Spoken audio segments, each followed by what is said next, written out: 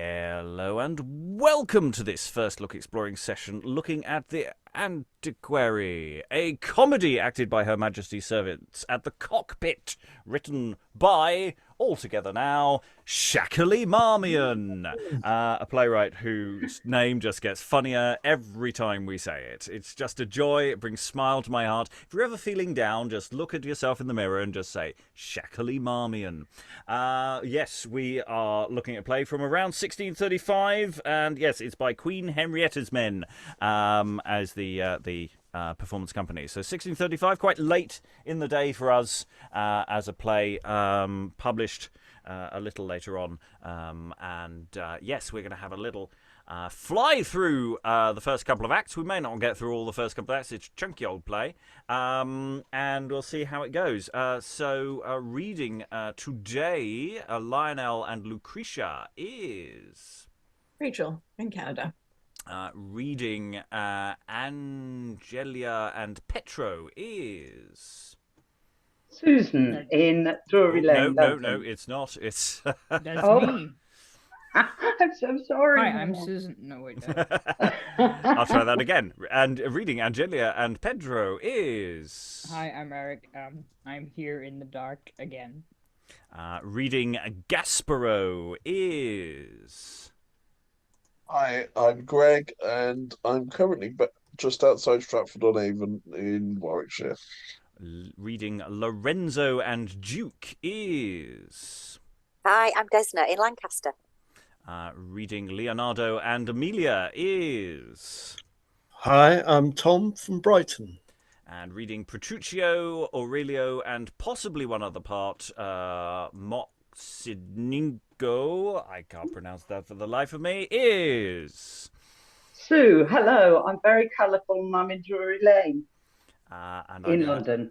And I'm your host, Robert Crighton. I'll be reading stage directions. I may step in to read a part later on. It depends. We may have a late enterer into the room later on. We shall see, hence the slight ambiguity of some of the parts. But without further ado, we're going to just dive straight into the text. Act 1, Scene 1. There's no prologue. We go straight into the entrance of Lionell and Petrutio. Now, sir, let me bid you welcome to your country and the longing expectation of those friends that have almost languished for the sight of you. I must flatter him and stroke him too. He will give me no milk else. I have calculated by all the rules of reason and art that I shall be a great man. For that singular quality concurs to perfection and advancement that is defective in me. Take my feature and proportion. Have they not a kind of sweetness and harmony to attract the eyes of the beholders, the confirmation of which many authentical judgments of ladies have sealed and subscribed to? How do you, sir? Are you not well? And next, my behaviour and discourse, according to the court garb, ceremonious enough, more promising than substantial, able to keep pace with the best hunting wit of them all. Besides, nature has blessed me with boldness sufficient and fortune with means. What then should hinder me? Nothing but destiny, villainous destiny, that chains virtue to darkness and obscurity. Well, I will insinuate myself into the court and presence of the Duke, and if he have not the grace to distinguish of worth, his ignorance upon it. What, in a muse, sir? Cannot a gentleman ruminate over his good parts? But you must be troubling of him. Wise men and fools are alike ambitious. This travelling motion has been abroad in quest of strange fashions, where his spongy brain hath sucked at the dregs from all the folly he could possibly meet with, and is indeed more ass than he went forth. Had I an interest in his disgrace, I'd rail at him, and perhaps beat him for it. But he is as strange to me as to himself. Therefore, let him continue in his beloved simplicity. Next, when he shall be instructed of my worth and eminent sufficiencies, he cannot dignify me with less employment than the dignity of an ambassador. How bravely shall I behave myself in that service, and what an ornament unto my country may I arrive to be, and to my kindred. But I will play the gentleman and neglect them. That's the first thing I'll study. Shall I be bold to interrupt you, sir? Presently, I'll be at leisure to talk to you. 'Tis no small point in state policy still to pretend only if to be thought a man of action, and rather than want a colour, be busied with a man's own self. Who does this ass speak to? Surely to himself. And 'tis impossible he should ever be wise. That is always such a foolish auditory. Then with what emulous courtship will they strive to entertain me in foreign parts? And what a spectacle of admiration shall I be made amongst those who have formerly known me. How dost thou like my carriage? Most exquisite, believe me. But is it adorned with that even mixture of fluency and grace, as are required both in a statist and a courtier? So far as the divine prospect of my understanding guides me, 'tis without parallel most excellent. But I am no professed critic in the mystery. Well, thou hast Lynceus eyes for observation, or couldst ne'er have made such a cunning discovery of my practice. But will the ladies, think you, have that apprehension to discern and approve of me? Without question.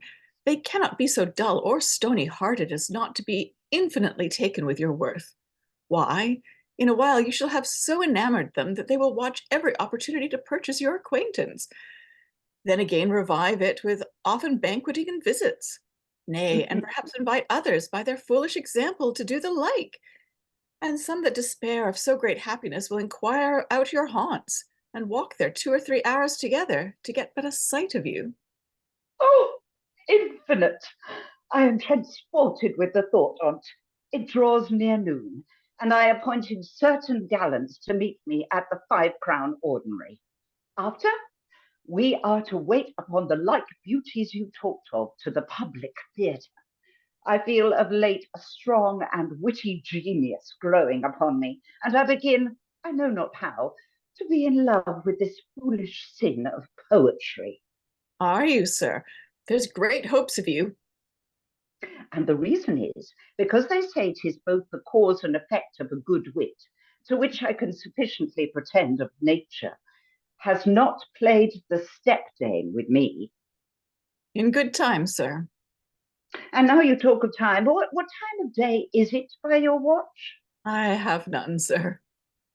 How? Ne'er a watch? Monstrous! How do you consume your hours? Ne'er a watch? 'Tis the greatest solecism in society that e'er I heard of. Ne'er a watch? How deeply you conceive of it. You have not a gentleman that's a true gentleman. Without one, 'tis the main appendix to a plush lining. Besides, it helps much to discourse, for while others confer notes together, we confer our watches, and spend good part of the day with talking of it. Well, sir, because I'll no longer be destitute of such a necessary implement, I have a suit to you. A suit to me? Let it alone till I am a great man, and then I shall answer you with the greater promise and less performance. I hope, sir, that you have that confidence. I will ask nothing to your prejudice. But what shall some way recompense the deed? What is't? Be brief. I mean that point, a courtier. Usurp then on the preferred means. Show yourself forward in an action. May speak you noble and make me your friend. A friend? What's that? I know no such thing. A faithful, and not a ceremonious friend, but one that will stick by you on occasions and vindicate your credit where it's sunk below all scorn, and interpose his life betwixt you and all dangers. Such a friend, that when he sees you carried by your passions headlong into destruction, will follow you, that he will guide you from it, and with good counsel redeem you from ill courses, and, not flattering your idle humor at vain expense, cares not to see you perish, so he may sustain himself a while and raise a fortune, though mean, out of your ruins, and then laugh at you. Why, be there any such friends as these? A word. They walk like spirits, not to be discerned, subtle and soft like air, an oily balm swimming o'er their words and actions, but below it all a flood of gall. Well, to the purpose. Speak to the purpose. If I stand linked unto you, the Gordian knot were less dissoluble, a rock less firm, or centre movable. Speak your demand. Do it, and do freely then. Lend me 100 ducats. How is that? Lend you 100 ducats? I'll never have a friend while I breathe. First, no, I'll stand upon my guard. I give all the world leave to whet their wits against me, work like moles to undermine me, yet I'll spurn all their deceits like a hillock. I'll tell thee, I'll not buy the small repentance of a friend or whore at the rate of a livre. What's this? I dare not trust my own ears. Silence choke up my anger. A friend and whore? Are they two parallels or to be named together? May he never have a better friend that knows no better how to value them. Well, I was ever jealous of his baseness, and now my fears are ended. Hawks of these travels, they do but corrupt a good nature, and his was bad enough before. Okay, before we have the entrance of another character, I think we should just take stock of what we got here. This is some meaty stuff. We've had this sort of logic before. It's interesting, the attitude, because obviously we have what's a kind way of describing Petrutio here. He's a bit of an idiot. He's come here full of affectations. He's just there talking to himself about all and sundry. And I'm interested about what Lionell is to him, because it's like, I must flatter him in a fascinating turn of phrase, and stroke him too, he will give no milk else. I mean, that's quite a phrase. There's lots of good phrases in this. But he doesn't seem like he is mocking him, but he's not mocking him in that the nastier way that we sometimes have. It seems quite light. It's like, oh, let him talk to himself. He's not doing anybody any harm. I'm sure it pleases him. So I'm quite interested in the play's relationship to the absurdity of a character who's obviously supposed to be absurd, and the person watching him, and also for the fact that pocket watch technology was advanced enough by this point. I mean, it has been advancing, but obviously, if you're wealthy enough, you've got a pocket watch, and only the best members of society have them. I mean, you not have a watch? Oh, foot. He feels a bit like a fop, Rob. He feels like a fop in a restoration, doesn't he? Yes, and we've had lots of proto sort of fop types in the 17th centuries, generally. We don't have so many in the late 16th century. They sort of grow on you. I think it's probably because of the court of the Stuarts is much more open to this kind of person. I'm trying not to say insulting words every time I try to describe him. Other thoughts from the room. It's got a bit of bounce to it, but it is quite dense. It is. You've got to work hard to get through this. I feel that there might be a trim might be required here to get to the meat of it, because it's like, I've got all this great material, I'm going to do all the great material, and they're sort of going, there's quite a lot of material. Maybe we could decrease some of the amount of it and pick the best bits we like. Thoughts. Who's got thoughts? Someone has thoughts. Eric has thoughts. I just like the part where Lionel is sort of like, so would you like a friend? And Petrutio goes, what's a friend? Lend me 100 ducats and I'll show you, basically. And then he goes, nope.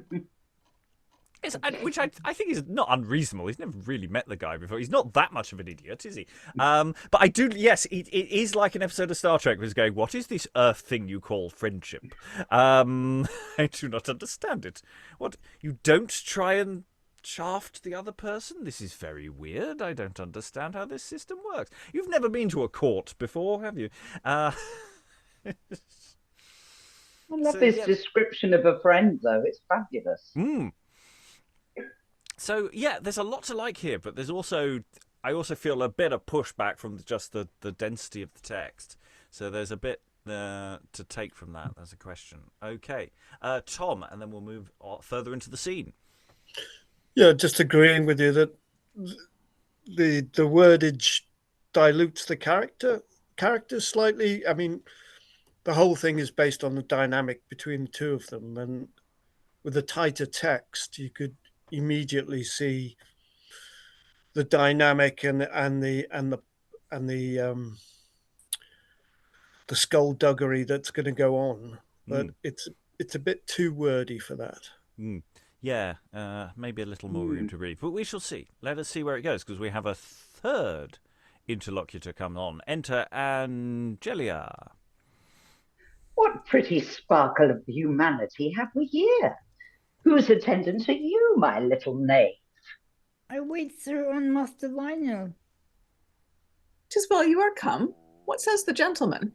I delivered your letter to him. He very thought he can furnish you no better. He has sent you 20 crowns, he says, towards the large debt he owes you.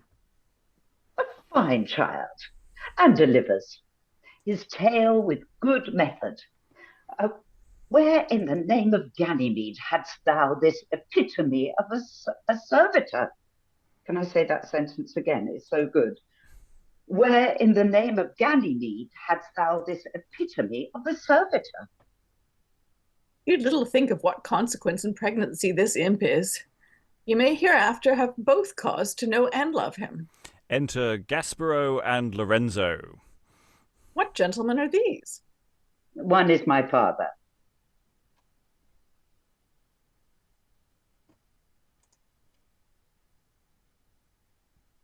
I hear your son, sir, is returned from travel, grown up a fine and stately gentleman, outstrips his compeers in each liberal science.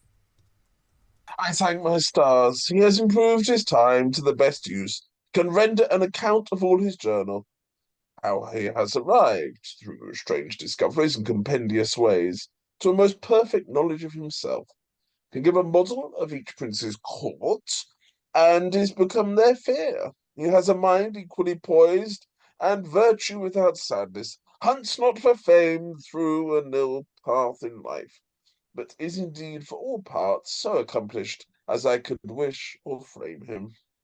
These are joys in their relation to you, so transcendent, as than yourself I know no man more happy. May I not see your son? See where he stands, accompanied with young Lionell, the nephew to Veterano, the great Antiquary. I'll be bold by your favour to endear myself in his acquaintance. Noble Petrutio, darling of Venus, minion of the Graces, let me adopt me heir unto your love. That is yours by descent, and which your father, a grave wise man and a magnifico, has not disdained. I am much bound to you for it. Is that all? See the abundant ignorance of this age. He cites my father for a precedent. Alas, he is a good old man, and no more. Where he stands, he has not been abroad, nor known the world. Therefore, I hope will not be so foolishly peremptory to compare with me for judgment, that have travelled, seen fashions, and been a man of intelligence. Signor, your ear. Pray, let's counsel you. Counsel me? The like trespass again.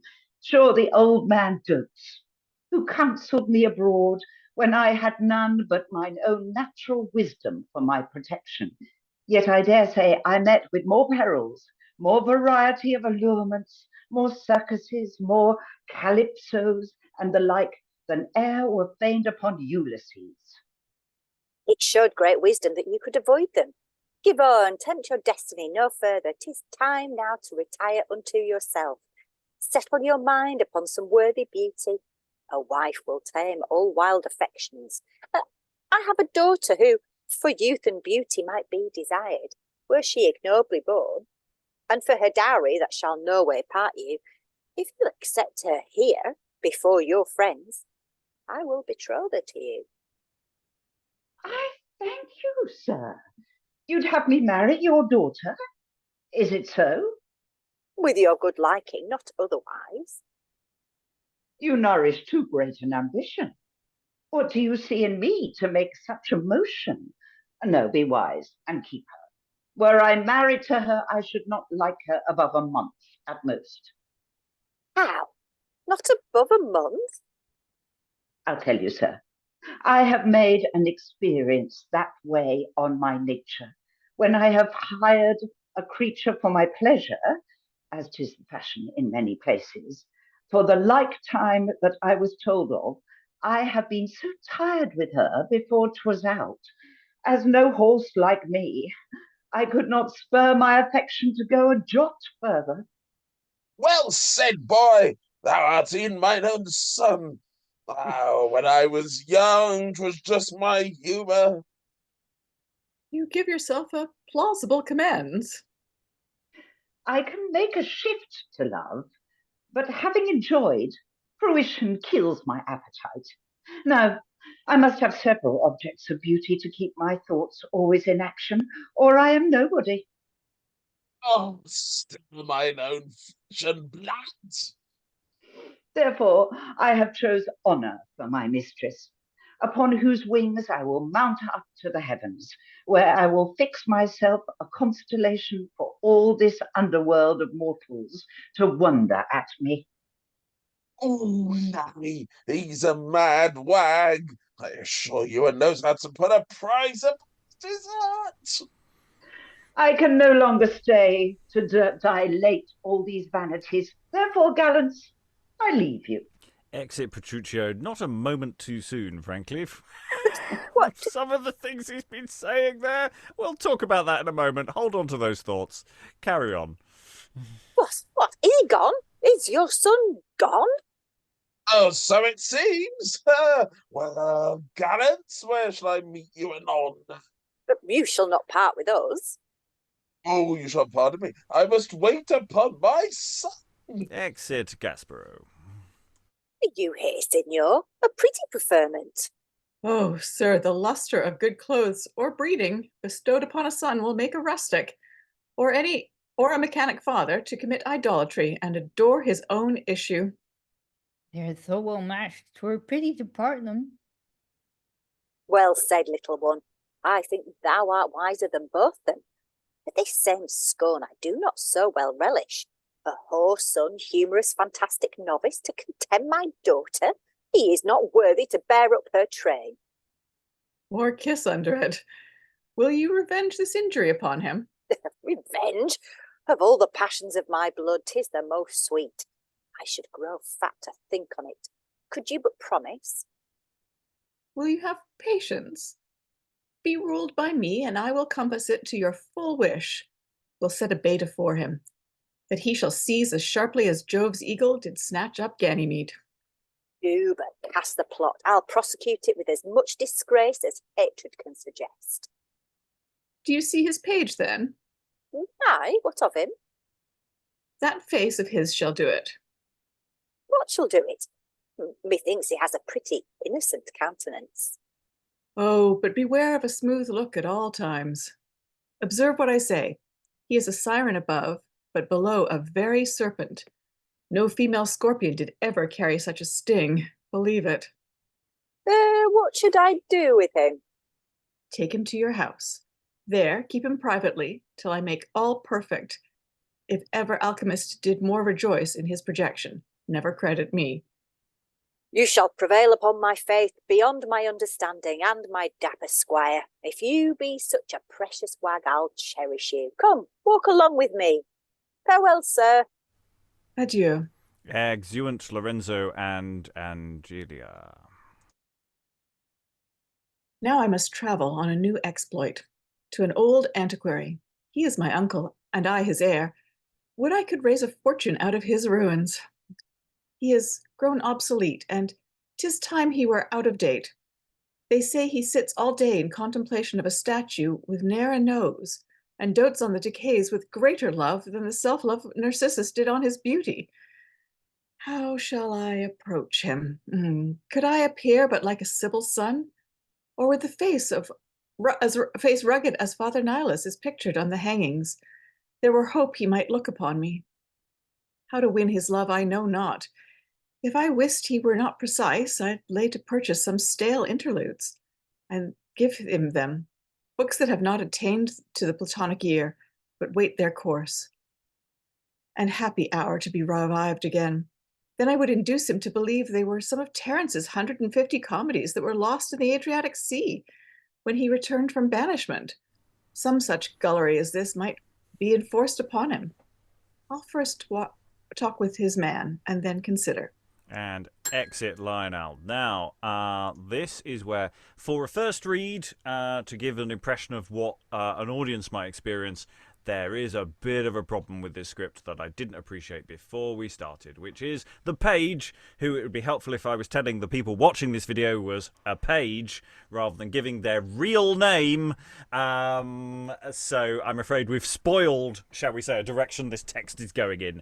This obviously female name, which is given to a page, might be going to spoil a plot development further down the line. I apologise for that. I should have changed it for the reading, so you didn't know that was coming. And I apologise for the viewers at home, who also by now probably have twigged that that's where all this very, very pretty young youth over there that we're ogling in such slightly odd ways is going to turn out to be a lady later on. I apologise for spoiling that. But let's talk about Petrutio, because we were thinking, oh, bless, he's a bit harmless, isn't he? And then he starts going, yeah, that's not nice stuff there. That's really toxic, horrible things of just, yeah, I get bored and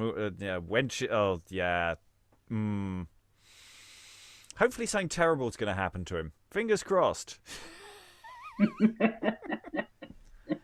But yeah, starting to get the ghost of a plot now, coming in and, a match being set up and other characters sort of starting to come into focus and starting to get a sense of relations between people. And literally just before they walk off stage, someone says, there's an old antiquary, who is the title of the play.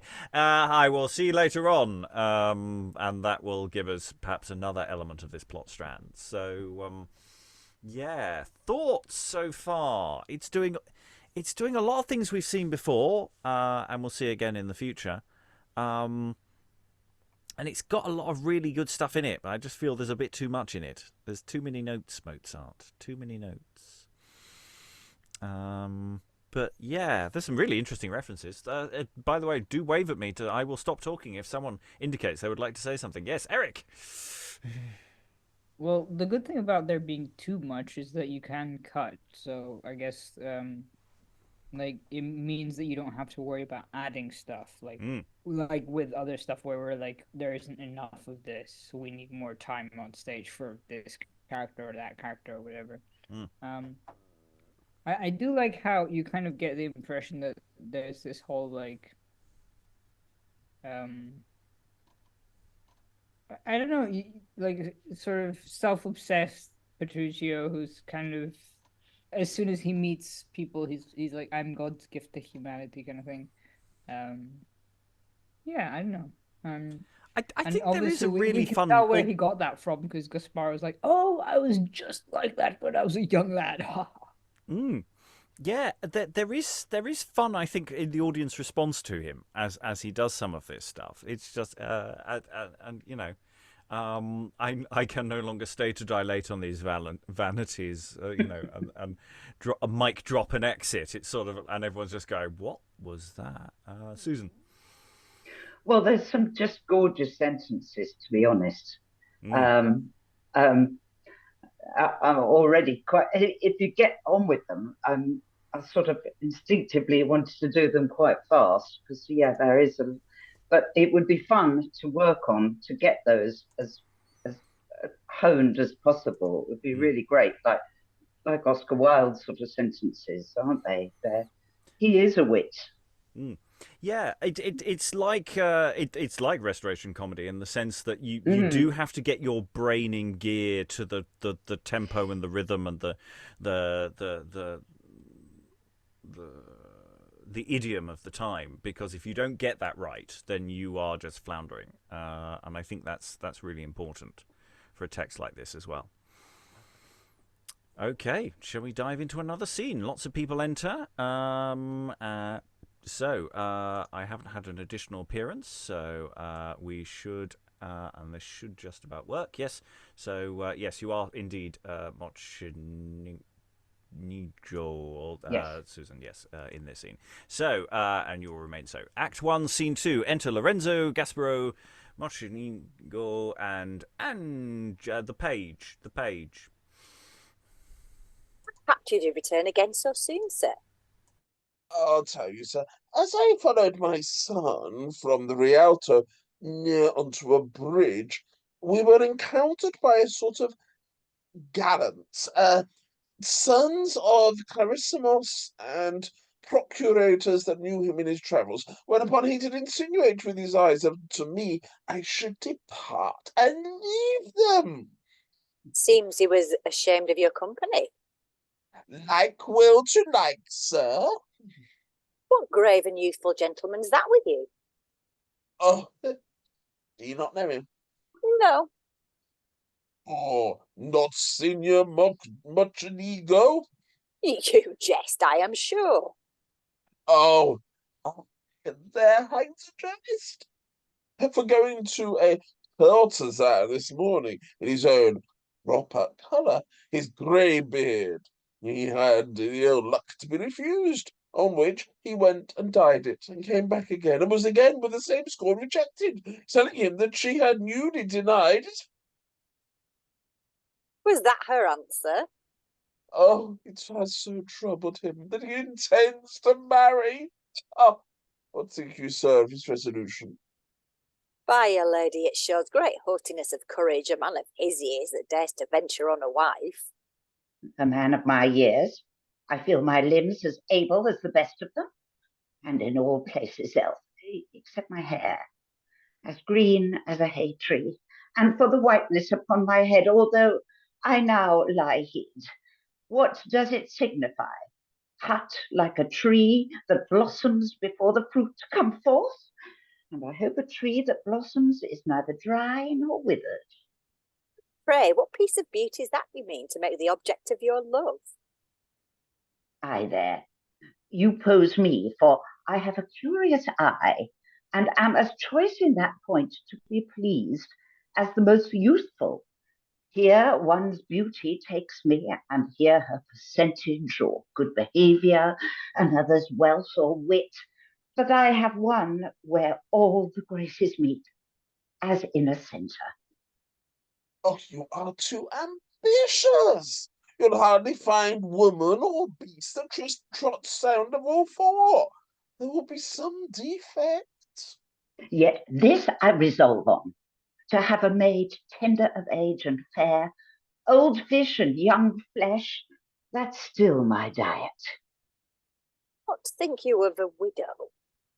Oh, by no means. They are too politic of generation, proved so by similes. Many voyages make an experienced seaman, many offices a crafty knave, so many marriages a subtle, cunning widow. No, I'll have one that I may mould, like wax, unto my honour. This doting ass is worth at least 1 million, and though he cannot propagate his stock, will be sure to multiply. I'll offer him my daughter. By computation of age, he cannot live past 10 years. By that time, she'll get strength to break this rotten hedge of matrimony, and after have a fair green field to walk in, and wanton where she please. Signor, a word, and by this guess my love. I have a daughter of beauty fresh, of her demeanour gentle, and of sober wisdom. You know my estate. If you can fancy her, seek no further. Oh, thank you, Senor. Pray, what age is your daughter? Oh, but 16 at the most. But 16. Is she no more? She is too young then. Do you wish to... It's all right, Desna. You wished for a young one, did you not? Not that I would have her in years. Oh, I warrant you. Well, mark what I say. When I come to her, she'll never be able to endure me. I'll trust her. I think you're... cannot be a... Oh, sorry. Praise me, isn't it? Yeah, I think your choice, sir, cannot be amended. She is so virtuous and so amiable. Is she so fair and amiable? I'll have her. She may grow up to what she wants, and then I shall enjoy such pleasure and delight, such infinite content in her embraces. I may contend with Jove for happiness. Yet one thing troubles me. Oh, what's that? I shall live so well on earth, I ne'er shall think of any other joys. They wish all joy to you, but 'tis in the power of fate to work a miracle upon you. You may obtain the grace with other men to repent your bargain before you have sealed it. Or she may prove his purgatory and send him to heaven the sooner. Oh, such effects as these are not unheard of in nature. For all these scruples, I am resolved. Bring me that I may see her. Young, handsome ladies are like prizes at a horse race, where every well-bred gentleman may put in for his share. And exit. My God, we're just getting the people today, aren't we? Christ.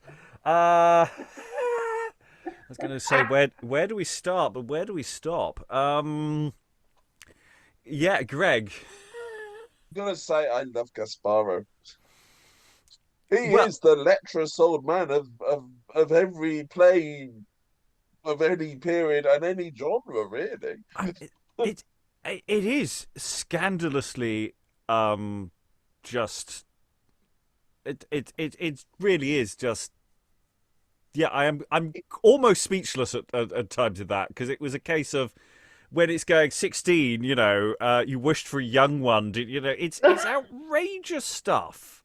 Well, the hard thing is that it's even it could be a comedy or it could be a tragedy at this point.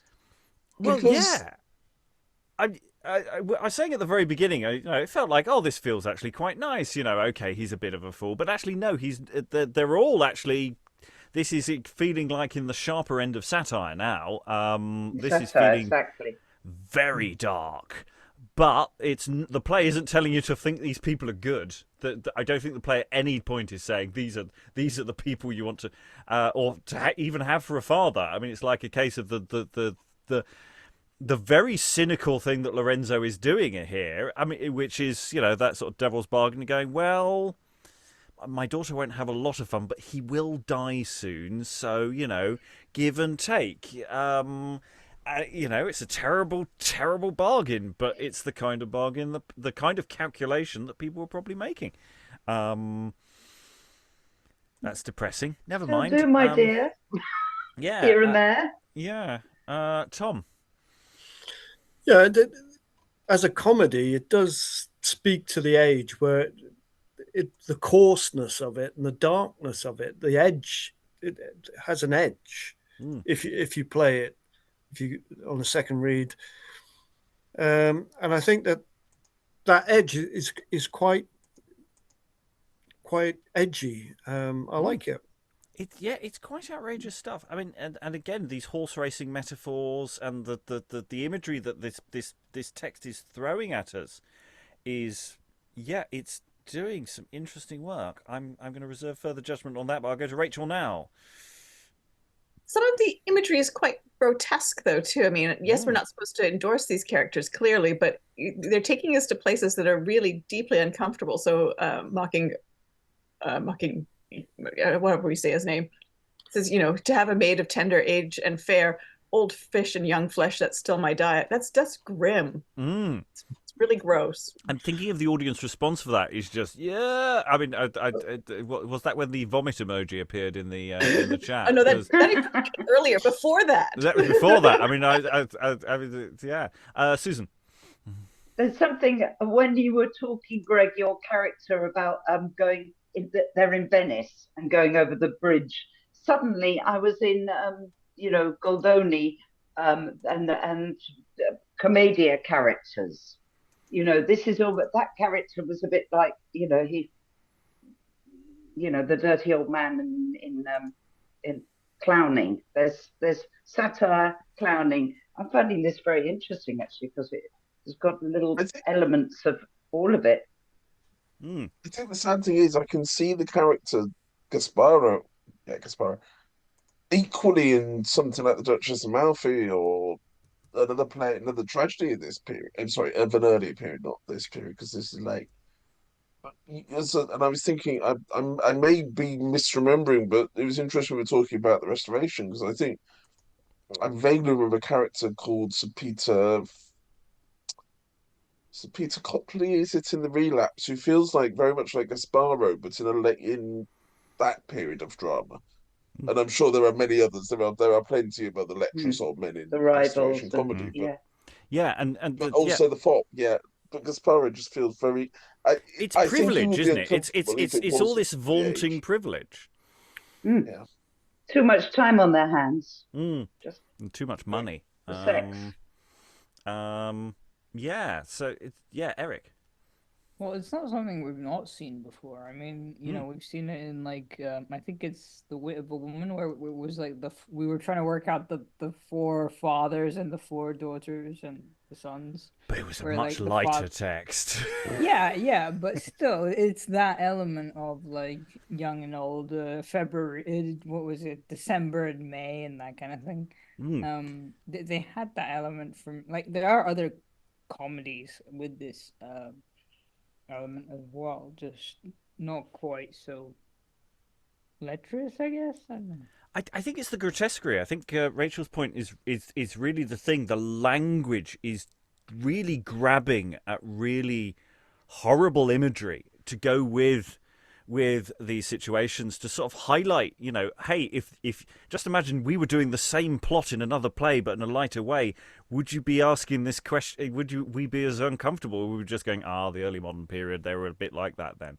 Whereas this play is really making you just go, oh God, no, this is horrible. And I'm really interested, that as a deliberate effect and what you want the audience response to be. And yes, there is comedy to be got out of this, but it's a dark comedy, and it's uncomfortable, and that's really interesting. And let's see where it goes. I think.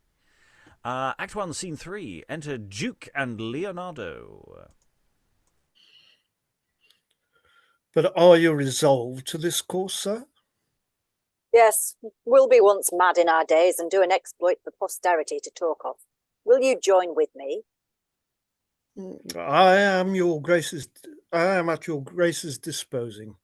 No grace nor no respect, I beseech you, more than ordinary friendship allows of. 'Tis the only bar to hinder our designs. Then, sir, what fashion you are pleased to appoint me, I will be glad to put on. 'Tis well. For my part, I am determined to lay by all ensigns of my royalty for a while, and to walk abroad under a mean coverture. Variety does well, and 'tis as great delight sometimes to shroud one's head under a coarse roof as a rich canopy of gold. But what's your intent in this? I have a longing desire to see the fashions of the vulgar, which, should I affect in mine own person, I might divert them from their humours. The face of greatness would affright them, as Cato did the Floralia from the theatre. Indeed, familiarity begats boldness. 'Tis true, indulgency and flattery take away the benefit of experience from princes, which ennobles the fortunes of private men. But you are a duke, sir, and this descent from your honour will undervalue you. Not a whit. I am so toiled out with grand affairs and dispatching of embassies that I am ready to sink under the burthen. Why may not an atlas of state such as myself, that bears up the weight of a commonwealth now and then, for recreation's sake, be glad to ease his shoulders? Has not Jupiter thrown away his rays and his thunder to walk among mortals? Does not Apollo suffer himself to be deprived of his quiver, that he may waken up his muse sometimes and sing to his harp? No, sir. To come to a more familiar example, I have heard of a nobleman that has been drunk with a tinker, and of Magnifico that has played a blow point. Very good then. Take our degrees alike, and the act is pardonable. In a humour, sir, a man may do much, but how will you prevent their discovery of you? Very well. The alteration of our clothes will abolish suspicion. And how for our faces? They shall pass without any seal of disguise. Who ne'er were thought on will ne'er be mistrusted. Come what will, greatness can justify any action whatsoever, and make it though wisdom. But if we do walk, talk undiscerned, 'twill be the better. It tickles me to think what a mass of delight we shall possess in being, as 'twere, the invisible spectators of their strange behaviours. I champion and of one Petro, who plays the eagle in the clouds, and indeed divers others who verily, the proverb, so many men, so many humours. All these will visit in order, but how we shall comply with them, 'tis as occasion shall be offered. We will not now be so serious to consider. Well, sir, I must trust to your wit to manage it. Lead on, I attend you. Excellent. And end of Act 1. And I think this is a playhouse that may have mini candle intervals. Does everyone else get the impression that this should have been the first scene? Yeah, it's a bit more of a gentle introduction to what might be happening than the actual first scene. You know, it kind of might draw you in a bit, and then you know, whack people over the head with the lechery. Because it's maybe like Petrutio is a sort of front cloth, though. I mean, so you're getting used that you're going to be introduced to these strong characters one after another. That seems to be, you know, like Volpone, all those different characters that come in. It's very much it's in line with the sort of humours play where you set up. Basically, someone comes on and says, I know this guy. He's a bit like this, and this is his humour. And they set up a series of characters, but they don't set up a plot. Whereas this scene feels like it's okay. It's not really quite setting out a plot, but it's setting out the world in a more overt. Well, whereas we started with these two people who weren't really talking to each other. I think that's one of the problems with that opening scene, is it's one guy monologuing and another person commenting on them, and then they get vaguely into a conversation. And it's an interesting, alienating scene, whereas this is a very comforting scene. This, I feel like we it's hi. We're doing Promus and Cassandra. We're gonna have. I'm gonna wander around in disguise. This will be a bit like a disguise play. Let's mention some of the characters we're gonna meet in the next couple of scenes. And I'm interested that by putting it here, it's not giving us that comfort. It's making us uncomfortable. So I'm not suggesting actually putting it at the top of the play. But I'm just interested by doing it this way round. The author is deliberately not giving us an easy opener. That is a choice that's been made. And again, it's the kind of thing Middleton does all the time, where he'll throw you into the action and explain what happened afterwards. Which is an effect. Desna, sorry, you were waving. Yeah, no, I was just wondering on the back of what you were saying there. Then, but you suggested I might be wrong, but I'm going to say it anyway. If after a deeply uncomfortable beginning, which I think we've all agreed it is, maybe this slightly more predictable bit of dialogue is meant to sort of settle you down a little bit, if that makes sense. Yeah, if we think of that, there is a mini interval now. It's sort of saying, come back after the advert break for part 2. And yeah, I think, and we get that quite a few if indeed that is the dynamics of this space. I think it is. Then that has a certain logic to it. I mean, it's interesting because actually the very opening of the play isn't too unsettling. It's actually, it gets creepier as it goes along. When it first starts, he's just sort of absurd, and then he just becomes obnoxious, and then he becomes awful. And that's an interesting journey as well. Though, of course, the actor will presumably make him awful from the very beginning. But is he delightfully awful? Is it their attitude to women? Because we're about to have somebody who has a slightly nicer attitude to women. Yes, have we met many Maybe people we're like? just... Yeah. Eric, I think you're waiting. Well, also now we've got several plot strands in the air. There's a part of me going, how are we gonna keep track? Because obviously we also have I can see Act 2, Scene 1 in the next bit where we've got new characters as well. So yeah, this is a lot of characters to keep track of. Although they're not doing very much in terms of action. They're doing a lot in terms of relationships and building stuff and establishing plots. But I don't know if you're going to get the payoff yet. Yeah, it's true. Nothing really has happened. There's been a few setups, and maybe you'll marry such and such, or maybe this will happen. But nothing's actually happened yet, really. Hopefully, maybe something will happen now as we go into Act 2, Scene 1. So, enter Aurelio and musicians. This is the window. Now, my noble Orpheus, as thou affects the name of rarity, strike with the soul of music, that the sound may bear my love on his bedewed wing, to charm her ear, as when a sacrifice with his perfumed steam flies up to heaven in Jove's nostrils, and there throws a mist on this enraged brow. Oh, how my fancy labours with the success. And we have a song, though I don't think we have any listing what the actual song is. Song above, enter Lucretia. Cease your fool's note there. I am not in tune to dance to your fiddle. Who are you? What saucy groom that dares to so near intrude with offensive noise grate on my ears? What more than earthly light breaks through that window?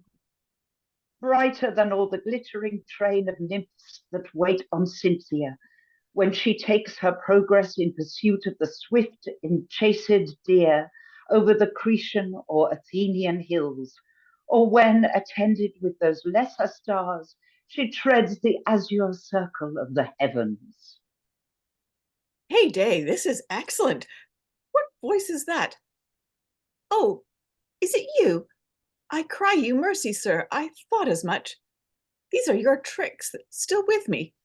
You have been sotting on it all night with wine, and here you come to finish out your revels. I shall be one day able to live private. I shall, and not be made the epilogue of all your drunken meetings. For shame, away. The rosy morning blushes at thy baseness.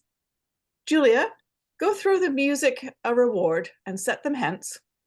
Divine Lucretia, do not receive with scorn my proffered service. Oh, turn again, though from your arched brow stung with disdain, and bent down to your eye, you shoot roe through the darts of cruelty.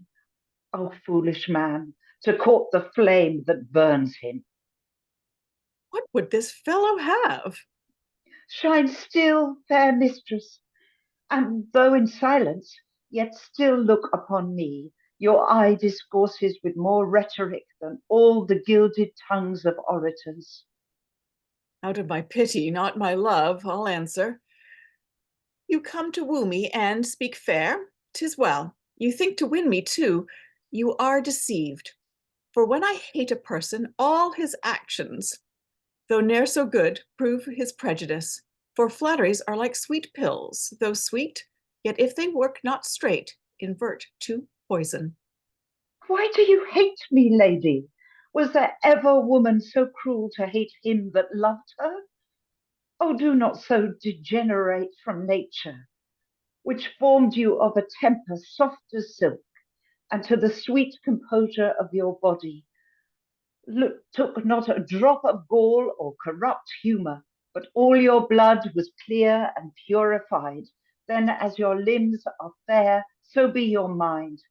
Cast not a scandal on her curious hand, to say she made that crooked or uneven.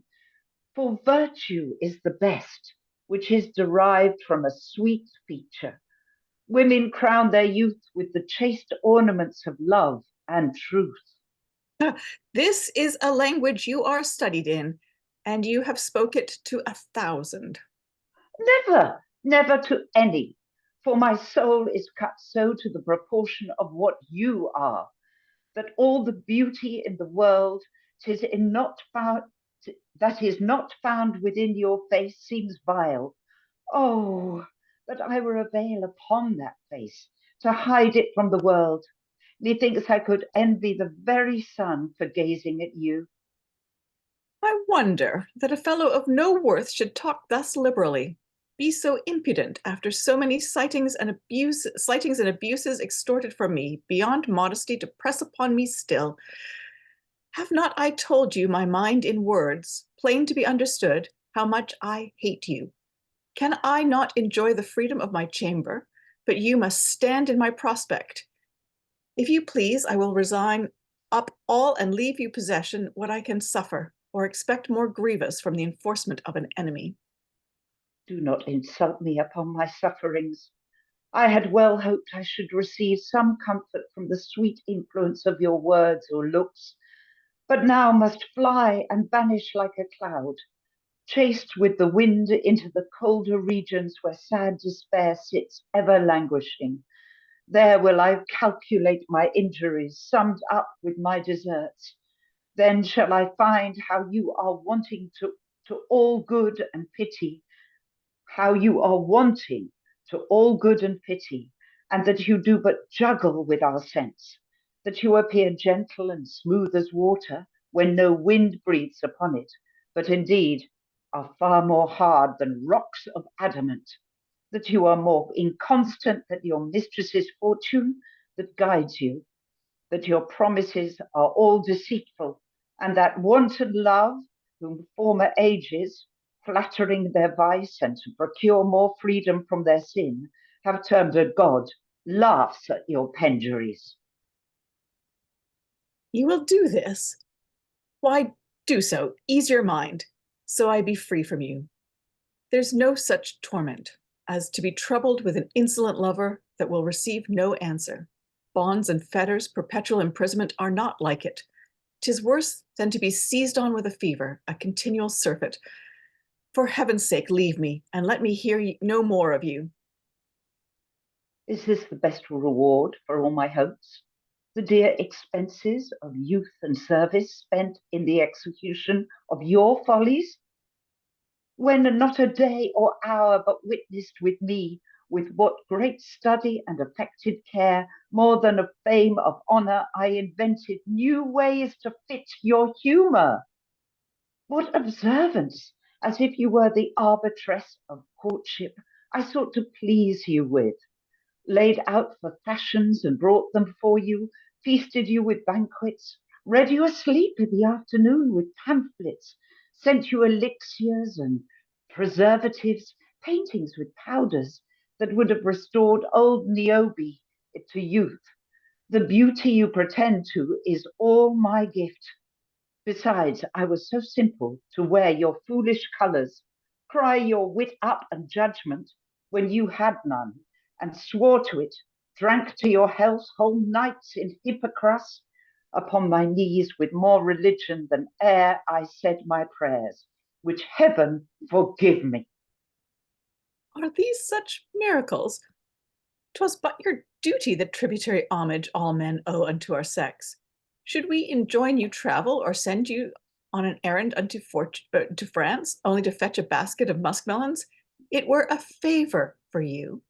But the case, and that I were Hero and you were Leander, if I should bid you swim the Hellespont, only to know my mind, methinks you might be proud of the employment.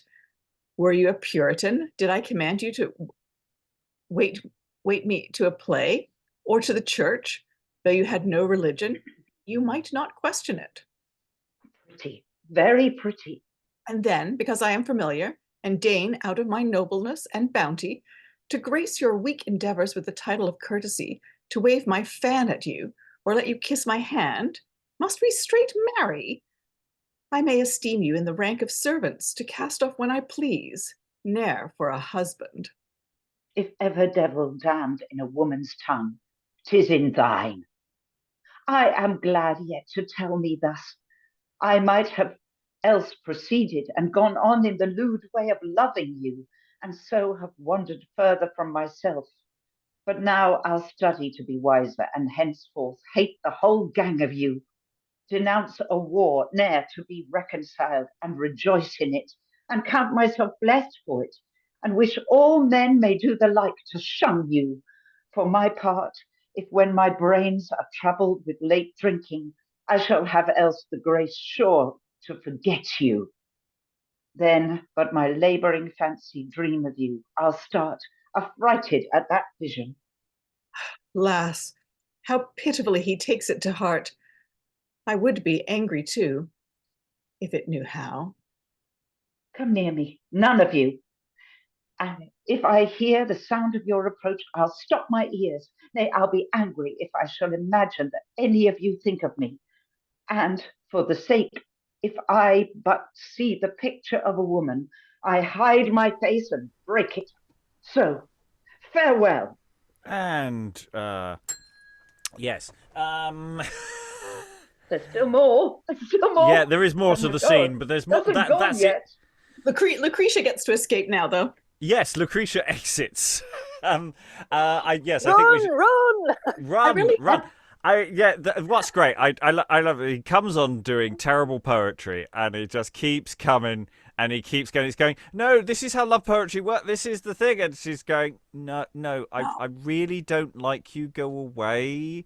This is you're horrible. It's just like I really hate you. You do you not get the words that I am literally saying to your? Yeah, it goes on for a while.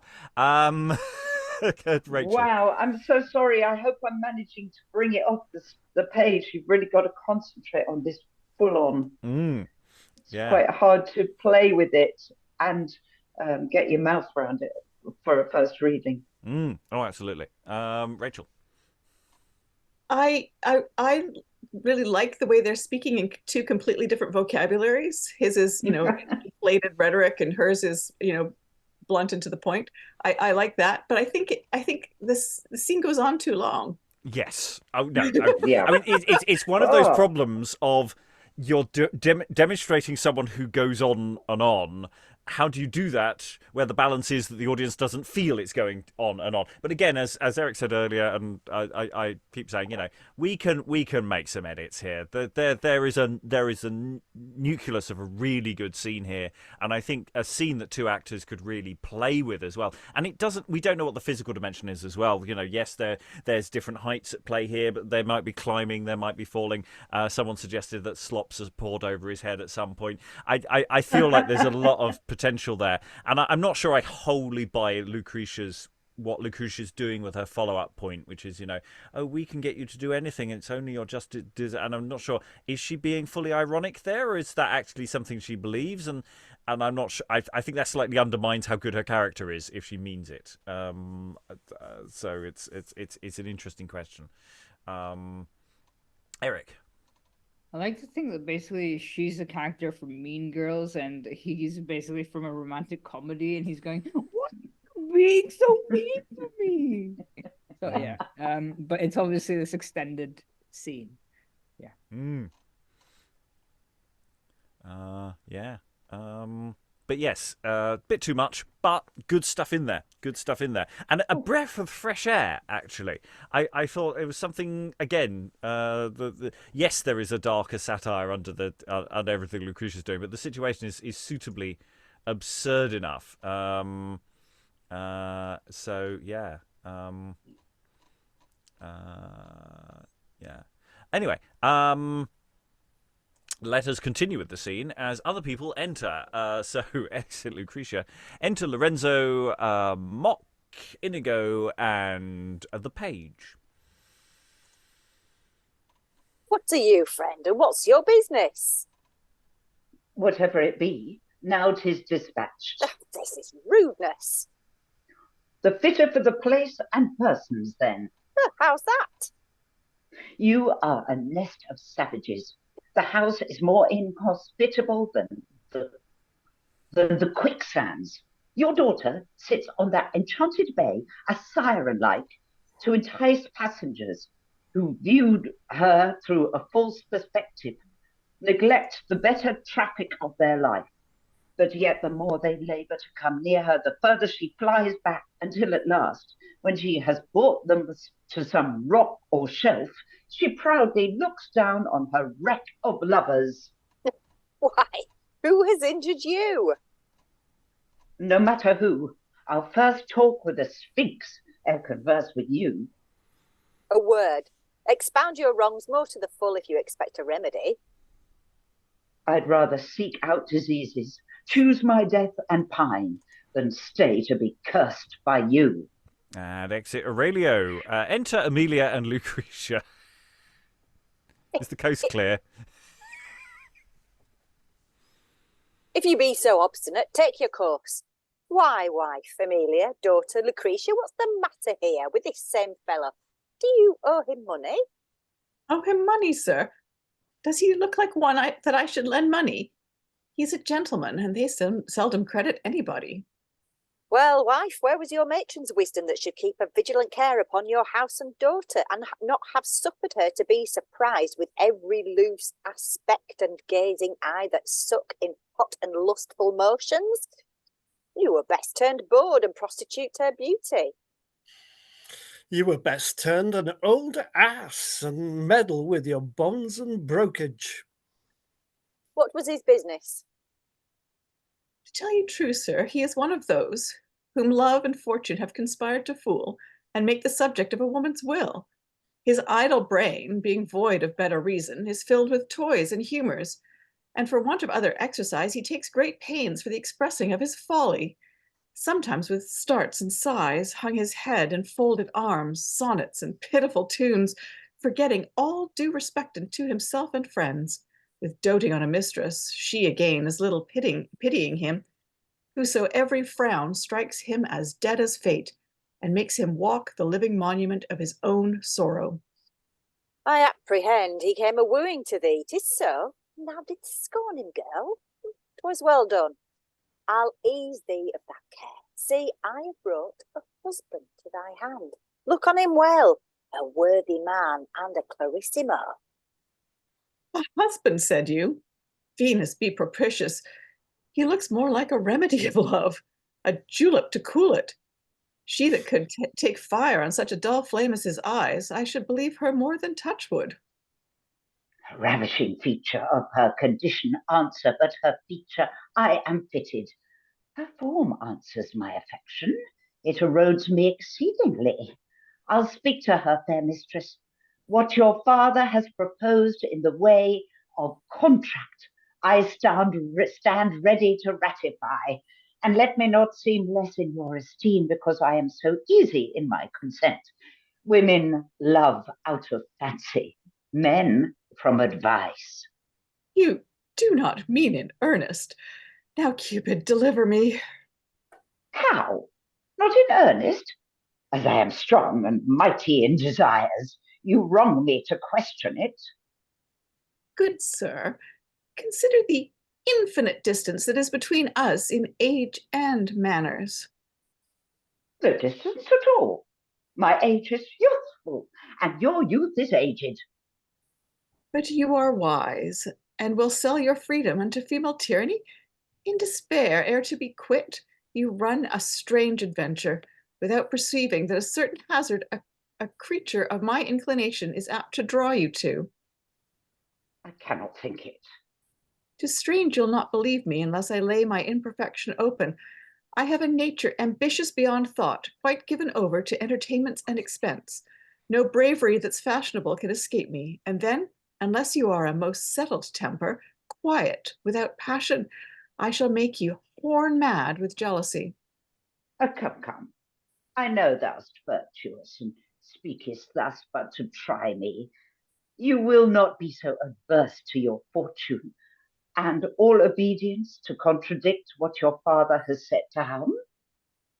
These are my faults. I cannot help it, if you will be so good as to dispense with them. With all my heart.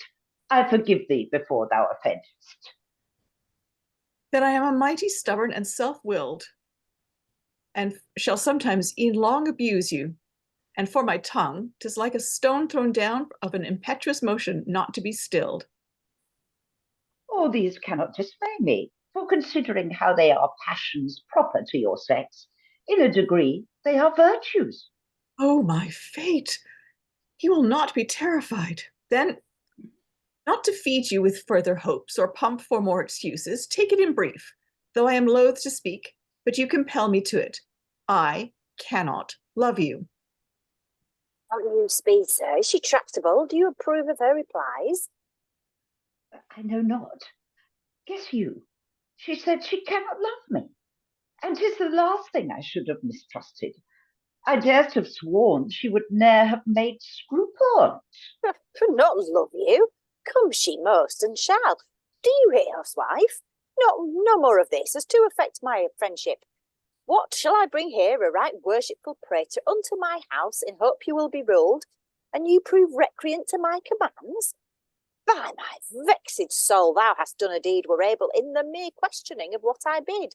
Were not I a pious and indulgent father to trust thee as a stranger from my blood?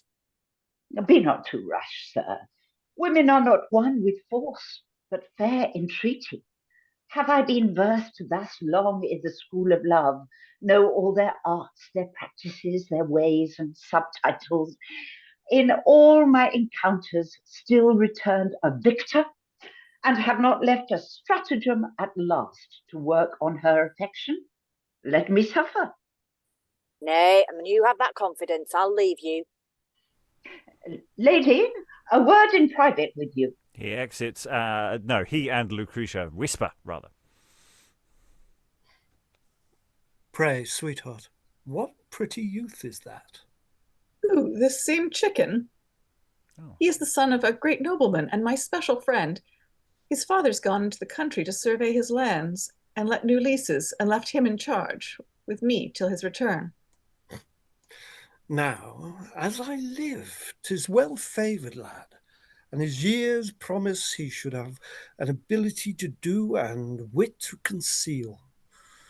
When I take him single, I'll try his disposition. This, for your sake, I'll undertake and execute. For my sake, you shall not draw me into the fellowship of such sin. I know 'tis pleasing to thee, and therefore am resolved. I may prevent you.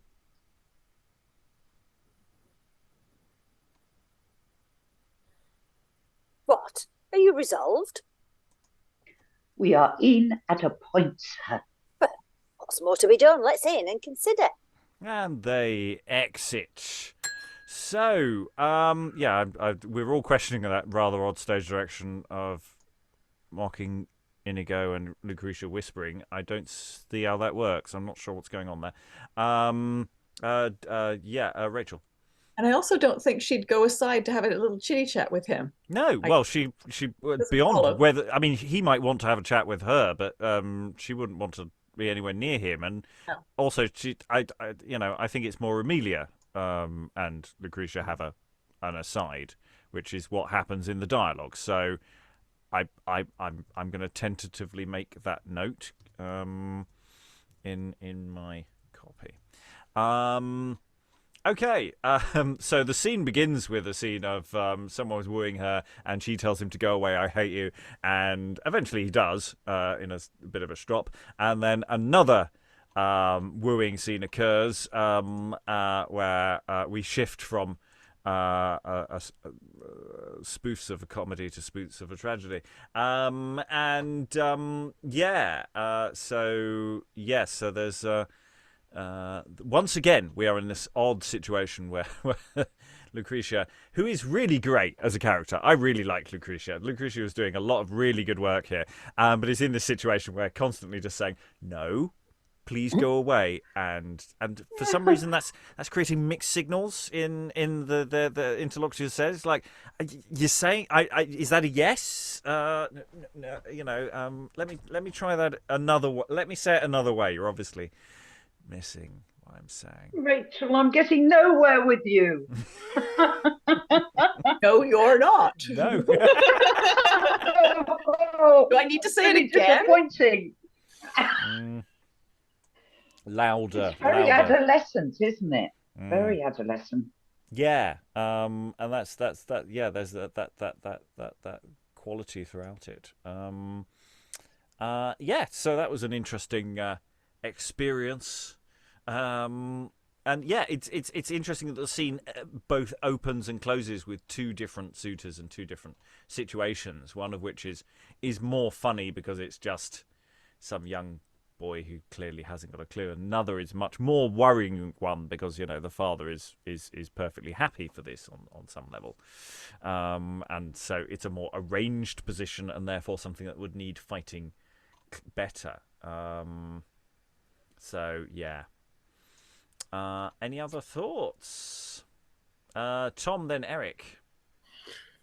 I think this could be visually an entertaining, because the characters are so strong. The older, I'm envisaging pockmarked face and sort of like dyed hair and dark tongue, and this. I think visually the characters are quite strong, and the scene could be set around the vision of the two characters. Yeah, it's a much more active scene than the scenes we got in Act 1. Act 1 felt relatively static, whereas Act 2 feels like there's room for dynamism in terms of how it's going to be staged and how it's moving. Eric. Well, we were debating this in the chat, but there's the Emilia, so basically the mother refers to what pretty youth is that, but then Aurelio has already exited, therefore it must be the page that she's referring to. And sort of the son of a great nobleman and my special friend, which seems a bit like they weren't introduced before, so I'm not entirely sure how they. Yeah, it's a bit mixed up. I'm not sure. Desna has thoughts, I think. I suspect it's something that will become clearer as the narrative unfolds as well. So I think that will come together. Okay. Otherwise, we will go into Act 2, Scene 2. Enter Antiquary, which I will read because it gets a bit confusing as we go forward. I run out of interlocutors. So Antiquary and Petro. Well, sirrah, but that I have brought you up, I would cashier you for these reproofs. Good sir, consider 'tis no benefit to me. He is your nephew that I speak for, and 'tis charity to relieve him. He is a young knave, and that's crime enough. And he were old in anything, though 'twere in iniquity, there were some reverence to be had of him. Why, sir, though he be a young knave, as you term him, yet he's your kinsman, and in distress too. Why, sir, and you know again that 'tis an old custom, which thing I will no way transgress, for a rich man not to look upon any his kinsman in distress.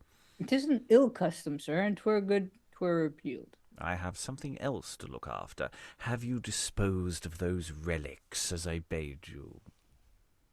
Yes, sir. Well, dost thou not know the estimation of what thou hast in keeping? The whole Indies, seeing they are but newly discovered, are not to be valued with them. The very dust that cleaves to one of those monuments is more worth than the ore of 20 mines. Yet, by your favour, sir, of what use can they be to you? What use? Did not the signory build a state chamber for antiquaries? And 'tis the best thing that e'er they did. They are the registers, the chronicles of the age that they are made in, and speak the truth of history better than 100 of your printed commentaries. Yet you're of your belief. There's a box of coins within, most of them brass, yet each of them a jewel, miraculously preserved in spite of time or envy, and are of that rarity and excellence that saints may go a pilgrimage to them and not be ashamed. Yet, I say still, what good can they do to you more than to look on? What good, thou brute! And thou wert not worth a penny, the very showing of them were able to maintain thee. Let me see now, and you were put to it, how you could advance your voice in their commendation. Begin! Oh, you gentlemen that are affected with rarities, such the world cannot produce the like, snatched from the jaws of time and wonderfully collected by studious antiquary, come near and admire. Ah, thou sayest right. The limbs of Hippolytus were never so dispersed. First, those 12 pictures that you see there are the portraitures of the Sibyls, drawn 500 years since by Titianus of Padua, an excellent painter and statuary. Very well. Then here is Venus, all naked, and Cupid by her on a dolphin. Both these were drawn by Apelles of Greece. Proceed. And then here is Hercules and Ancaeus, and that Pallas at length in alabaster with her helmet and feathers, and that's Jupiter with an eagle at his back. Exceeding well. Then there's the great silver box that Nero kept his beard in. Good again. And after decking it with precious stones, they'd consecrate it to the captain. That's right. And there hangs the net that held Mars and his mistress, while the whole bench of bawdy deities stood spectators of their sport. Admirable good. Then here is Marius to the middle, and there Cleopatra with the veil over her face, and next to her Marcus Antonius, the triumvir. And he with half a nose is Corvinus, and he with near one is Galba. Very sufficient. Then here is Vitellius, and there Titius and Vespasian. These three were made by Jacobus Sansorinus, the Florentine. Yeah, 'tis enough. Last of all, this is the urn that did contain the ashes of the emperors. And each of these worth a king's ransom. Enter Duke and Leonardo. Save you, sir. Ah, you are welcome, gentlemen. I come, sir, a suitor to you. I hear you are possessed of many various and excellent antiquities, and though I am a stranger, I would entreat your gentleness a favour. Oh, what's that, sir? Only that you would vouchsafe me to be a spectator of their curiosity and worth, which courtesy shall engage me yours forever. Oh, for their worth I will not promise. 'Tis as you please to esteem of them. No doubt, sir. We shall ascribe what dignity belongs to them, and to you, their preserver. Ah, you speak nobly. And thus much let me tell you to your edifying, the foolish doting on these present novelties is the cause why so many rare inventions have already perished, and which is pity.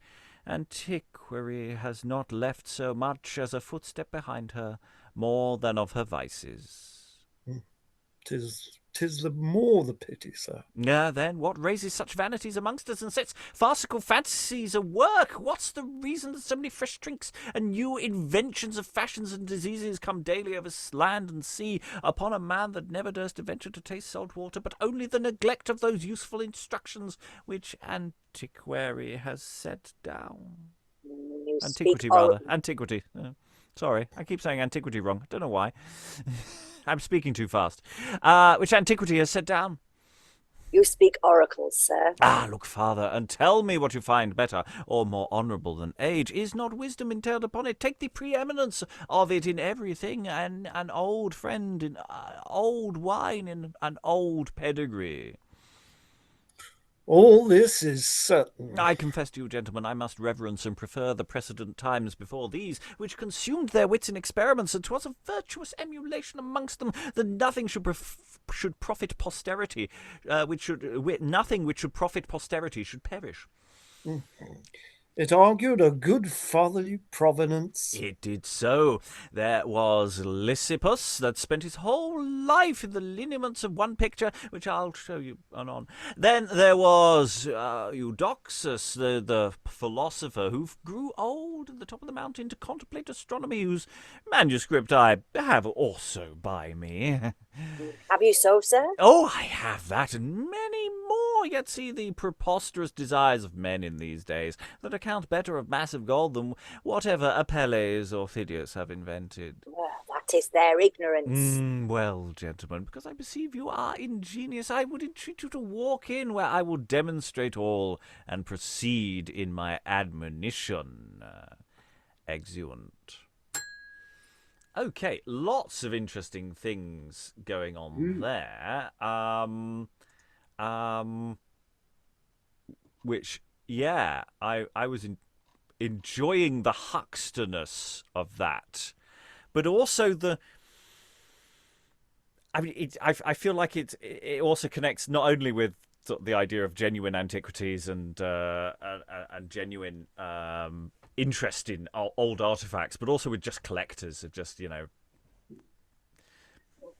action figure collectors and things like that. Look, I have all the things. Look, they're aligned here. There's a lot of interesting things I like there. Susan. Well, this really interests me because it is my day job, the Sir John Soanes Museum in Lincoln's Inn Fields, where I am a docent, as they say. But the amount of stuff in there, it makes me think, when did people start collecting, and when did this massive acquisitiveness? I mean, I think Soane who is an architect. He was collecting to teach with these objects, but also because he came from nothing and he couldn't afford to buy anything when he was on the Grand Tour. When he actually got to earn money, he bought a go-go. So, I mean, were people collecting Roman artifacts at this time? You don't see them in Elizabeth. Do you see them in Hampton Court or? I'm really outside my wheelhouse. I think there are definitely people had small little collections of things. They might have cabinets of curiosities, and things like that.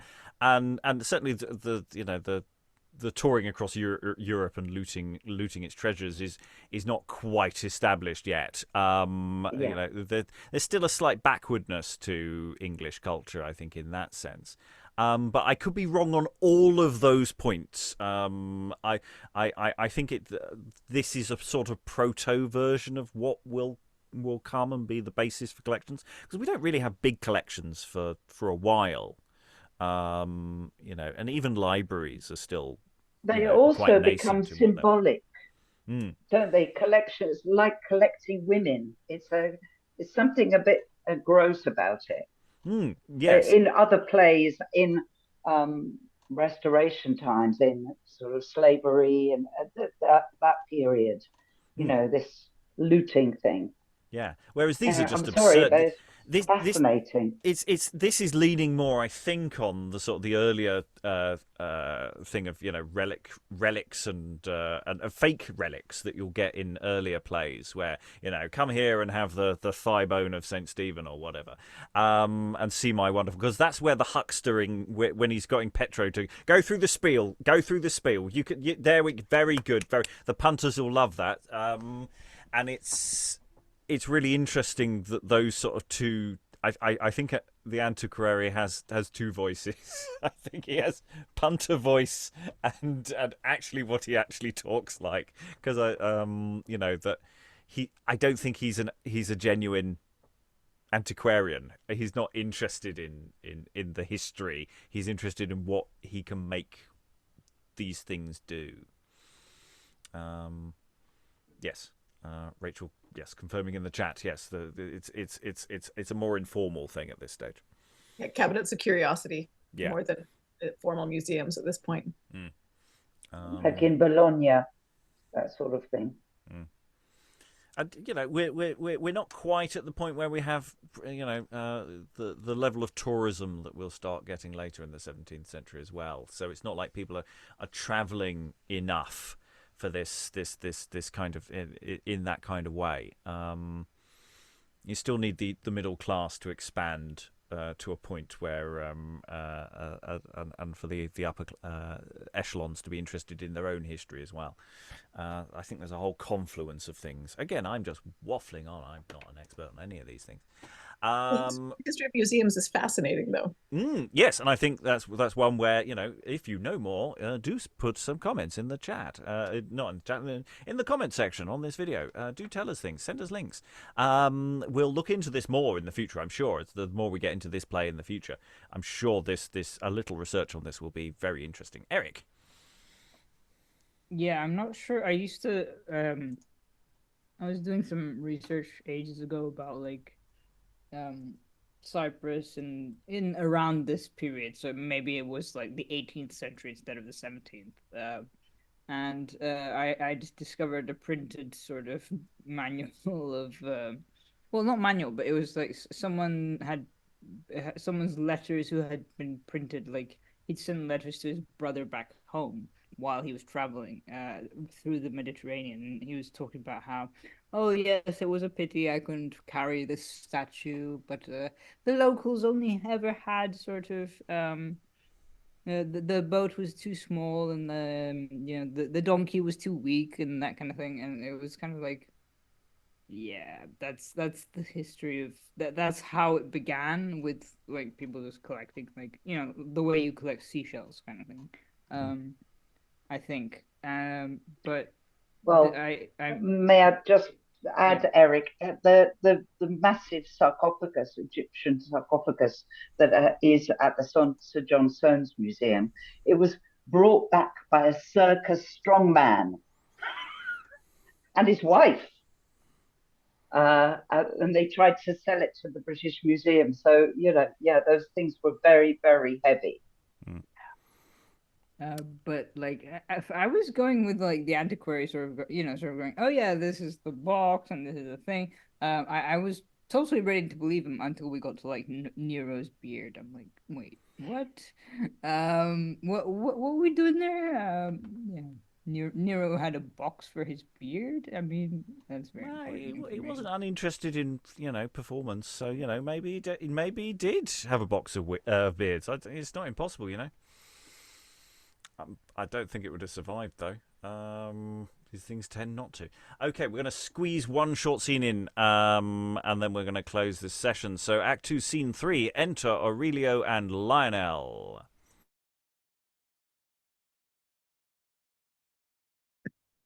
"'Tis well, sir. I am glad you are so soon got free from your bondage."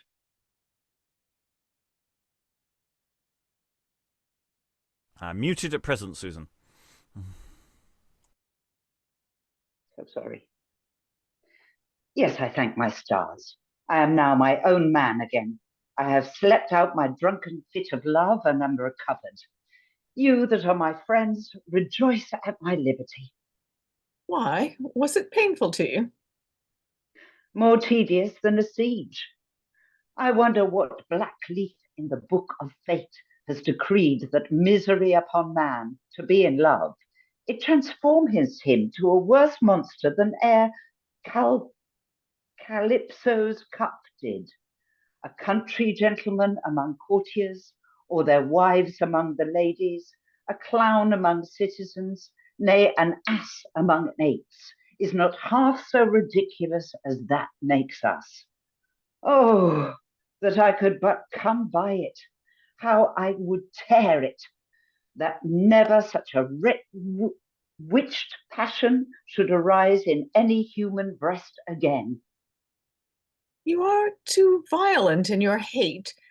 You should never so fall out with a friend as to admit no hope of reconcilement. I'll first be at peace with a serpent. Mark me, if thou hast care of thy time, thy health, thy fame, or thy wits, avoid it. I must confess I have been a little vain that way, yet never so transported. But when I saw a handsomer in place, I could leave the former and cleave to the latter. I was ever constant to beauty. Hold thee there still. And if there be a necessity at any time that thou must be mad, let it be a short fury and away. Let not this paltry love hang too long upon the file. Be not deluded with delays, for if these she creatures have once the predominance, there shall be no way to torture thee, but they'll find it out and inflict it with mercy.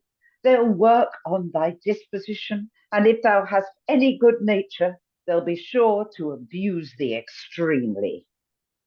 Speak you this in earnest? I know not what you call earnest, but before I'll endure that life again, I'll bid myself to a carrier, look out any employment whatever, spend my hours in seeing motions of puppet plays, rook and bowling alleys, mould tales and vent them at ordinaries, carry begging epistles, walk upon projects, describe fiddlers' ditties. Oh, monstrous! But once I have tasted the sweetness of my freedom, thou dost not know what quickness and agility is infused into me. I feel not that weight was wont to clog me where'er I went. I am of fire and spirit, as if I had been stripped of my mortality. I hear not my thoughts whisper to me as they were wont. Such a man as your rival, there's an affront. Call him to an account. Redeem your mistress' favour. Present her with such a gift. Wait on her, such a place. None of these vanities. You are happy, sir. Enter Duke Petro and Leonardo. Come, gentles, follow me. I'll bring you to them. Look you where they are. Signor Lionell, I have traced much ground to inquire for you. I rest engaged to you for your last night's love, sir. And I for your good company. Did you ever see such a blind, ruinous tippling house as we made shift to find out? Aye, and the people were as wretched in it. What a mist of tobacco flew amongst them. Oh, that was not my line. My apologies. Wrong L. I just saw the L in red. Leonardo. Aye, and the people were as wretched in it. What a mist of tobacco flew amongst them. And what a deluge of room. If the house be so old as you speak of, 'twere good you brought my master into it, and then throw it atop him. You would ne'er desire to be better buried. Oh, well said, Petro. Sir, if it be no trouble to you, I would entreat you to know my worthy friend here. You shall make me happy in any worthy acquaintance. Well, Signor Lionel, you are beholden to these gentlemen for their good words unto your uncle for you, for they spoke in your behalf, as earnestly as e'er did lawyer for his client. And what was the issue? He is hidebound. He will part with nothing. There is an old rivelled purse hangs at his side. It's not been loosed these 20 years, and I think will so continue. Why will his charity stretch to nothing, Petro? Yes, he has sent you something. What is it? A piece of antiquity, sir. 'Tis English coin, and if you will needs know, 'tis an old Harry groat. Thank him heartily. And 'tis the first, he says, that e'er was made of them, and in his esteem is worth 3 double ducats newly stamped. His folly may put what price he please upon it, but to me 'tis no more than the value, Petro. He says, moreover, that it may stand you in some use and pleasure hereafter when you grow ancient, for 'tis worn so thin with often handling, it may serve you for a spectacle. Very well. For a good deed to conspire against him, he has a humour easy to be wrought on, and if you'll undertake him, we'll assist you in the performance. With all my heart, gentlemen, and I thank you.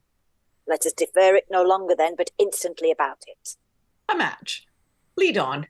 Good wit and fortune guide us. And they exit. So, sort of a hint of the plot might start sometime soon. It's like you keep getting. It says, is the plot going to actually start, or are we just going to keep going? You know, and yeah. And again, Aurelio and Lionell, and it's like there's just Aurelio. He's just still doing the woe is me. It's not in verse this time, but it's still very purple prose, and they're sort of bouncing off each other and in an interesting way. But again, it's not really going anywhere. And that's sort of my problem so far. Is there's some really good bits, there's some really nice scenes, there's some really interesting language, but I'm yet to feel that there's a play happening yet. Now, it's a long play. We're only a third of the way through it. We've done a lot of words today, actually. We've done more than we normally do, actually. So there's a lot of room for cutting as well, to see. But I think there will be a question of when we get to the end of the play of having an idea of what shape a production would need, and how much shaping of this text you would need to do, because, or what is the overall tone? Where are we aiming for this? What are we doing with this text? So it's still quite early doors, but a few final thoughts for those. Anyone who wants to throw anything in. Greg, do you have any final thoughts to throw into the room? It's been a really interesting play. I mean, my background is ancient history and archaeology, and so anything where you start getting the hints of collectors of that sort of thing, I got very excited. Honest to God. I found it more disturbing than funny at times. And I think, especially, we discussed Gasparo quite a lot, and yes, he's funny, but there's so much darkness to this play in some ways. But it's also quite a lot of fun. I just find that I'm a bit lost on the plot. Well, I think that's because it hasn't really happened. Yeah. In theory, Lucretia is being wooed by people, and the Duke's wandering around, not really sure why he's wandering around in disguise.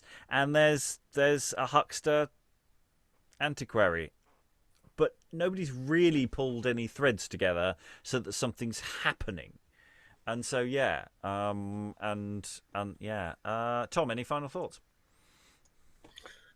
I like it. I mean, it's too long, as we say. It seems to be a play of profiles, that really nicely drawn profiles, but not because it jumps around too much to get into any character. But the profiles are really nice, and it all depends if juggling all of those balls can come to any type of play, as you say. Eric, any final thoughts? Yeah, I don't know. I'm enjoying the individual skits and stuff, but sort of there's a lot of setup, so I'm not sure where we're going with this. Like, sort of, because I can see, like, in the next scene as well, which is a new act as well, we get new characters. So it's like, how many more plots can we... Like, we don't need more plots. We just need more things to happen to complete the arc of the thing. So, yeah. I don't know. We'll see.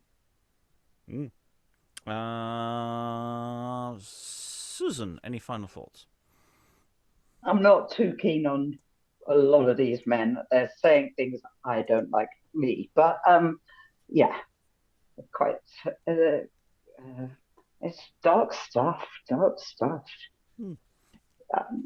They haven't redeemed themselves yet, so maybe they never will.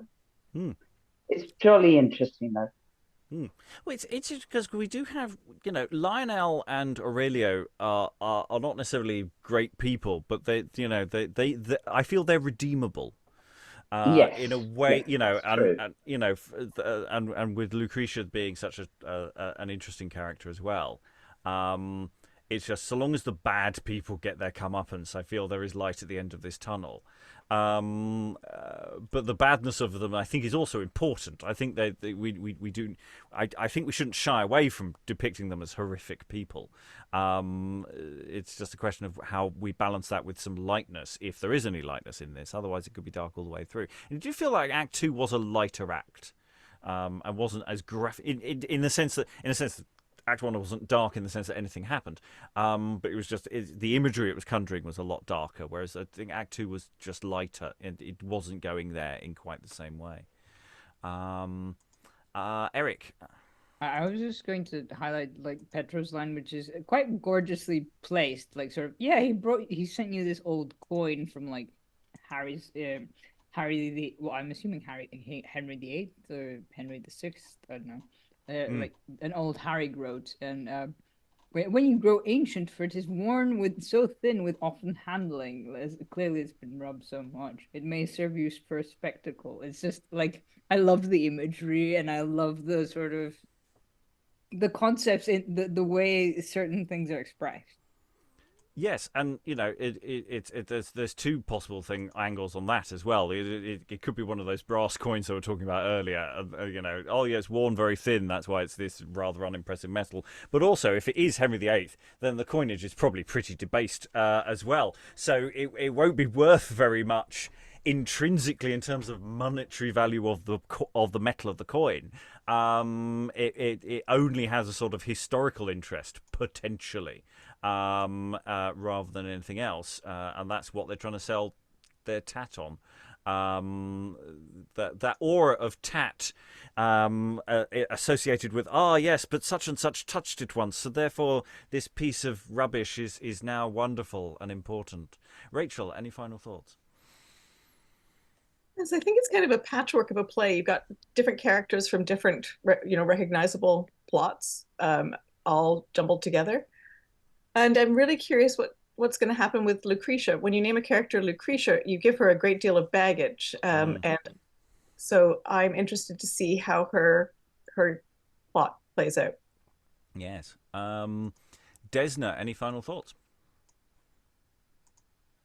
Nothing to add really to what others have already said.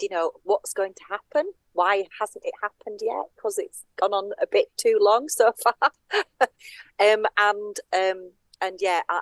really intrigued by what's going to happen with Lucretia as well, which is, for me as a modern person, the most relatable character so far. I hope she saves the day. Yes, I feeling. Fear she won't. Well, yeah. I'm feeling that one of the issues that this play has is it's a writer who is striving to emulate several other writers, writers that we can talk about and writers we can't. But that's just generally for the play. So maybe it's someone who hasn't found their feet, but they've read all the things, they've seen all the things, but they're not quite creating their own spin that is giving it life. So we shall see if we have more of that when we go into the next session. Final session. There's not going to be it's going to be a while yet. The next session as we continue through the works of Shackerley Marmion. All that remains is to thank all the wonderful readers for all their wonderful reading. Thank you very much, everyone, and goodbye. The limbs of Hippolytus were never so dispersed.